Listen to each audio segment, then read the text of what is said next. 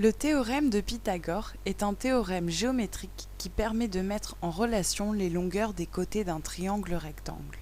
Un triangle est, comme son nom l'indique, une figure géométrique à trois angles.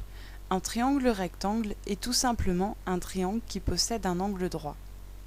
Dans un triangle rectangle, nous pouvons voir que les côtés de l'angle droit, c'est-à-dire sur ce triangle les côtés AB et AC, sont tous les deux plus petits que le troisième côté, celui qui se situe à l'opposé de l'angle droit.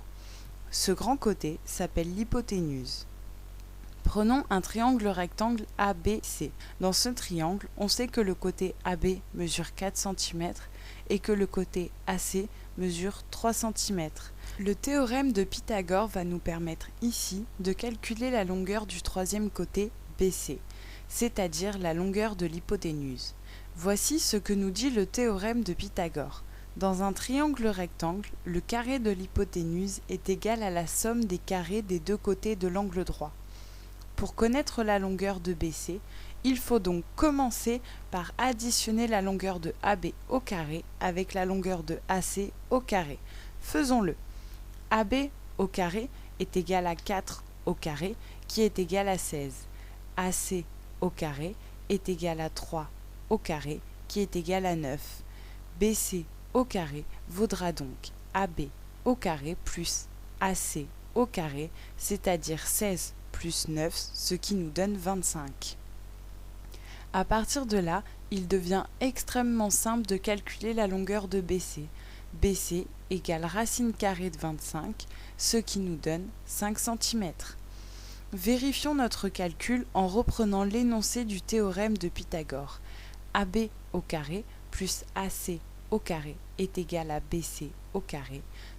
AB au carré plus AC au carré est égal à 4 au carré plus 3 au carré qui est égal à 25. BC au carré est égal à 5 au carré qui est égal à 25 aussi. Notre calcul est juste. Le carré de BC est bien égal à la somme des carrés AB et AC. Nous avons ainsi déduit la longueur de BC en utilisant le théorème de Pythagore. Précisons que le théorème de Pythagore ne permet pas seulement de calculer l'hypoténuse de notre triangle rectangle, mais n'importe lequel de ses côtés, dès lors que nous connaissons la longueur des deux autres. Exemple, si au lieu des longueurs AB et AC, nous connaissons la longueur AC et BC, on peut calculer tout aussi facilement la longueur de AB. Dans ce cas, voici l'opération que nous devons effectuer. Si BC égale 5 cm, son carré vaut donc 5 fois 5, c'est-à-dire 25. AC mesure 3 cm, son carré vaut donc 3 fois 3, ce qui fait 9. Comment calculer la longueur de AB? C'est très simple, il suffit de faire une petite soustraction.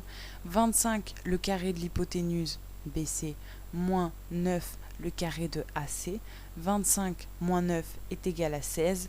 16 est donc le carré du côté que nous cherchons à connaître. Nous n'avons alors plus qu'à calculer la racine carrée de 16 pour connaître la longueur de AB. Racine carrée de 16 est égale à 4.